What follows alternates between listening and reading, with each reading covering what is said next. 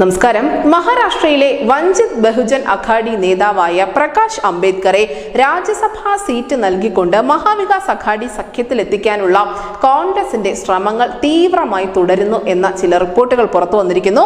അകോല മണ്ഡലത്തിലാണ് പ്രകാശ് അംബേദ്കർ ഇത്തവണ മത്സരത്തിനിറങ്ങുന്നത്. BJP വിരുദ്ധ വോട്ടുകൾ ഭിന്നിച്ചു പോകാതിരിക്കാൻ വേണ്ടി മാത്രമാണ് പ്രകാശ് അംബേദ്കറെ അനുനയിപ്പിക്കാൻ കോൺഗ്രസിന്റെ നേതൃത്വം തീരുമാനിച്ചിരിക്കുന്നത്. രാജ്യസഭാ സീറ്റും അതിനോടൊപ്പം തന്നെ പ്രതിപക്ഷ മുന്നണിയായ INDA അധികാരത്തിലെത്തുകയാണെങ്കിൽ കേന്ദ്രമന്ത്രി പദവുമാണ് ഇപ്പോൾ പ്രകാശ് അംബേദ്കർക്ക് കോൺഗ്രസ് വാഗ്ദാനം ചെയ്തിരിക്കുന്നത്. 2019 ലോക്സഭാ തെരഞ്ഞെടുപ്പിൽ പ്രകാശ് അംബേദ്കറുടെ പാർട്ടി മത്സരിച്ചതോടുകൂടിയാണ് കോൺഗ്രസിന് 9 മണ്ഡലങ്ങളിൽ കനത്ത പരാജയം ഏറ്റുവാങ്ങേണ്ടി വന്നത്. വോട്ട് ഭിന്നിച്ചു പോകാതിരിക്കാൻ ഒരുമിച്ച് പോരാടേണ്ടതുണ്ട് എന്നാണ് മഹാരാഷ്ട്ര PCC അധ്യക്ഷനായ നാനാ പട്ടോലെ പറയുന്നത്. മതേതര വോട്ടുകൾ ഭിന്നിച്ചു പോവുകയാണെങ്കിൽ അതിന്റെ ഗുണം ലഭിക്കുന്നത് BJPക്കായിരിക്കും. മതേതര കക്ഷികൾ ഒരുമിച്ച് നിൽക്കേണ്ടതുണ്ട്. നിലവിലെ പ്രശ്നങ്ങൾക്ക് ഒരു ശുഭ പര്യവസാനം ഉണ്ടാകുമെന്നാണ് കോൺഗ്രസ് പ്രതീക്ഷിക്കുന്നതെന്ന് കൂടി നാനാ പട്ടോലെ പറയുന്നുണ്ട്. എന്തായാലും കോൺഗ്രസ്, NCP ശരത് പവാർ വിഭാഗം, ശിവസേന ഉദ്ധവ് താക്കറെ വിഭാഗം എന്നിവരാണ് നിലവിൽ മഹാവികാസ് അഘാഡി സഖ്യത്തിലുള്ളത്.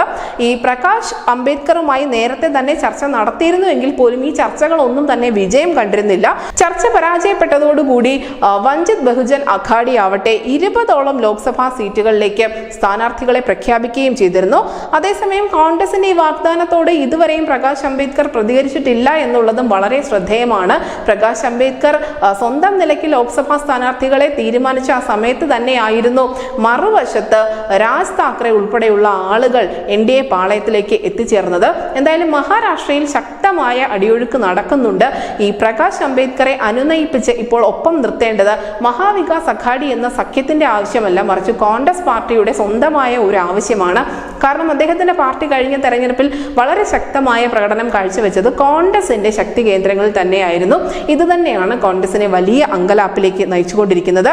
എന്തായാലും INDA എന്ന സഖ്യം ഇതുവരെയും മഹാരാഷ്ട്രയിൽ ചുവടുറപ്പിച്ചിട്ടില്ല എന്ന് തന്നെ വേണം ഈ നീക്കങ്ങളിലൂടെ മനസ്സിലാക്കാൻ. News desk Malayalam.